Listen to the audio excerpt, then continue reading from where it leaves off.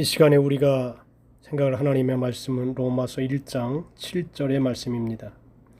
로마에서 하나님의 사랑하심을 받고 성도로 부르심을 받은 모든 자에게 하나님 우리 아버지와 주 예수 그리스도로부터 은혜와 평강이 있기를 원하노라. 아멘. 이 시간에는 읽어드린 본문 말씀을 가지고 로마서 1장 소두에 대한 말씀을 올리겠습니다.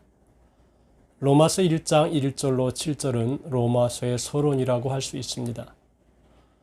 마틴 루터는 로마서에 관해서 말하기를 로마서는 신약 성경의 진정한 핵심이며 가장 순수한 복음이다 라고 했습니다. 따라서 기독교인은 그 내용을 낱말 하나하나에 이르기까지 외울 정도로 숙지해야 할 뿐 아니라 영혼에 일용할 양식으로 삼아야 한다고 말했습니다. 로마서는 바울이 로마에 사는 기독교인들에게 보내는 편지입니다. 그 편지가 초기 기독교에서 중요한 문서로 인정받아 신약 성경에 포함되었습니다. 기독교 신앙이 유대인들을 뛰어넘어 세계적인 종교로 확장될 수 있는 신학적인 토대가 여기에 담겨 있기 때문입니다. 그 신학적인 토대를 한마디로 하면 복음의 보편적인 성격입니다. 로마서 1장 1절에서는 바울은 자신이 하나님의 복음을 위하여 선택되었다고 말씀하고 있습니다. 이방인 선교사로서 소명을 복음에 근거하고 있다는 것입니다. 이어서 2절에서 그 복음의 내용을 설명하기 시작합니다. 복음이라는 단어가 바울 시대는 정치적인 성격이 강했다고 합니다. 로마 황제가 즉위한다거나 다른 나라와의 전쟁에서 승리한 것이 당시 사람들에게는 복음이었습니다. 한마디로 황제 숭배가 복음이었습니다. 사람들이 많이 모이는 곳에 황제의 흉상을 세워놓고 사람들로 하여금 거기에 머리를 숙이게 했습니다. 모두가 황제에게 집중해서 살아야만 했습니다. 당시의 황제는 모든 이들의 생사여탈권을 행사하던 만인 지상의 인물로서 구원자로서 받아들여졌습니다. 그러니 당시 사람들에게 황제에 관한 소식이야말로 유앙겔리온, 즉 기쁜 소식이었습니다. 초기 기독교인들은 로마의 이런 정치 이데올로기를 거부했습니다. 황제의 숭배를 배척했던 것입니다. 그런데 이게 말처럼 그렇게 쉬운 것이 아닙니다. 황제의 숭배라는 표현은 일단 우리에게 부정적으로 들리지만 실제로는 매력적인 이념입니다. 그것은 지금 우리의 삶을 완벽하게 지배하고 있는 자본주의와 비슷합니다. 우리는 자본 숭배를 아주 자연스러운 것으로 받아들이고 있습니다. 우리의 삶이 총체적으로 자본 숭배에 의해서 굴러갑니다. 황제의 숭배도 팍스 로마나 즉 로마의 평화가 절대 이념이었습니다. 로마 정치의 법과 군사와 문화와 예술은 모두 로마의 평화를 지향했습니다. 사람들은 그런 체제에 적응해야만 출세할 수 있었고 최소한 살아남을 수 있었습니다. 로마 체제 안에서만 안정감을 누릴 수 있었습니다. 거기서 밀려나면 실제로 삶이 불편하기도 했고 상실감과 소외감에 빠질 수밖에 없었습니다. 지금 우리가 목도하고 있는 이 세상살이와 비슷했습니다. 그런데 초기 기독교인들은 과감하게 황제의 숭배, 즉 로마 중심주의를 거부했습니다. 그 이유는 하나님과 그의 아들 예수 그리스도만이 생명의 근원이라고 보았기 때문입니다.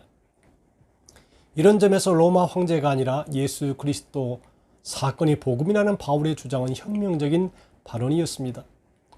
로마 제국의 입장에서 볼 때 로마서는 불온 문서와도 같습니다. 우리는 그런 문서를 하나님의 말씀으로 믿는 사람들입니다. 어떤 사람들이 복음, 즉 기쁜 소식을 기다리는지 생각해 보십시오. 큰 수술을 앞두거나 아주 중요한 시험을 앞둔 사람들이 그런 사람들일 것입니다.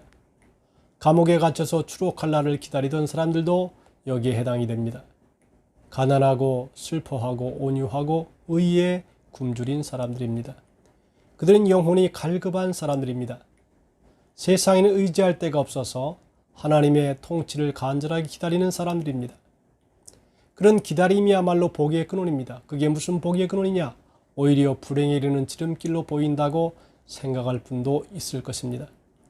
이런 것에 완전히 길들여지면 바울이 말하는 복음을 이해할 수도 없으며 받아들이기는 더더욱 어려울 것입니다. 바울은 복음의 내용인 예수 그리스도를 두 가지 차원에서 설명합니다.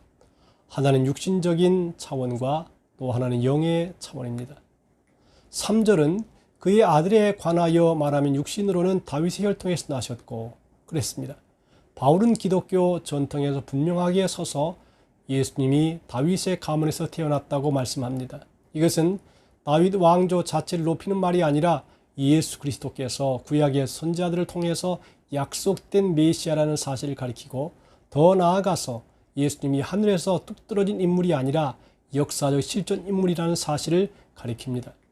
초기 기독교가 예수님의 인성을 약화시키려 했던 이들을 이단으로 몰아 축출할 정도로 예수님의 인성을 강조한 이유는 이럴 때만 복음이 관념에 떨어지지 않고 구체적인 삶을 담아낼 수 있었기 때문입니다. 바울이 여기서 정작 중요하게 말하고 싶었던 것은 영의 차원, 즉 예수님의 신성에 대한 것입니다. 예수님이 죽은 자들 가운데서 부활하셨다는 이 말은 기독교 신앙이요 핵심입니다. 이 사실에서만 기독교 신앙이 성립됩니다. 사도신경도 십자가에 못 박혀 죽은 예수가 장사된 지 사흘 만에 죽은 자 가운데서 다시 살아나셨다라는 사실을 분명하게 짚습니다. 예수님이 실제로 죽었다는 사실, 여기서 이것이 중요합니다. 죽은 자의 운명을 절실하게 느끼고 경험한 사람은 그것이 극복되는 것을 유앙겔리온, 즉 기쁜 소식으로 생각합니다. 우리 기독교인들에게 있어서 그것은 바로 예수님의 부활입니다. 바울의 표현대로 예수 그리스도는 죽은 자들 가운데서 부활하사 능력으로 하나님의 아들로 선포되셨습니다. 이것보다 더 큰 복음이 있을 수가 없습니다.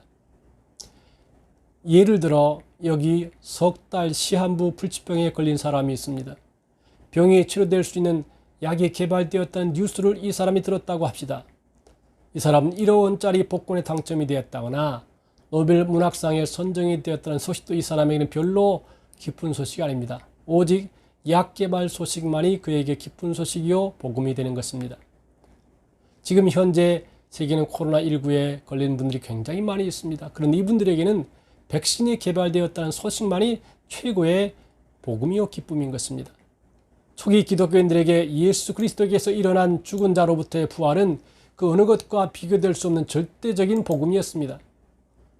그러나 기독교가 말하는 복음은 하나님의 통치에 대한 신뢰만을 요구합니다. 로마서에는 하나님이라는 단어가 153번 나옵니다. 이는 46개 단어마다 한 번씩 기록되는 수치가 됩니다. 로마서는 하나님에 의해 관한 책이고 하나님의 복음에 관한 책입니다. 하나님에 관해서 복음을 전해주고 있다라고 하는 것입니다.